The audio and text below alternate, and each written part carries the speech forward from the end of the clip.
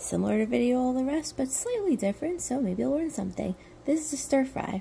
This is spaghetti squash, and this is potato.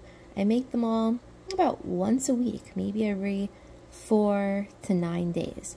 Spaghetti squash was huge, so this is like 6 days worth. That's how much is in there. You just cook it, scoop it out.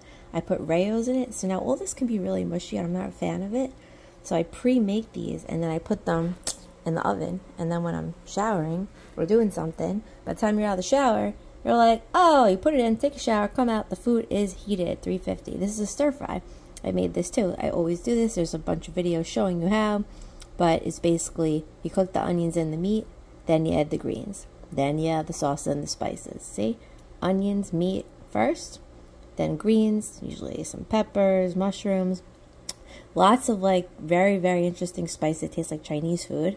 So it's like two very different things. We eat them separately. This is like the Italian portion with Rayo's. And this is a potato. Very easy. You just wash the potatoes, cook them all once a week. Takes like maybe 5 minutes to wash them. Now the stir fry could take like an hour, hour and a half. And the spaghetti squash, you just throw it in the oven. I don't even have to wash it. And then you cut it in half and you pull the seeds out. Maybe that takes 5 minutes, and then put this in a container. So that's it. Make spaghetti squash, the stir fry, and the potatoes once a week. There's your end of the day meal.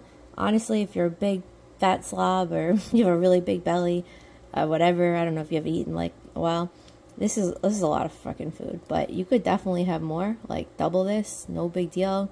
You could probably still maintain, even lose weight, have crazy abs. And I finished this with a peanut butter and jelly, which is low carb, super healthy, super nutritious.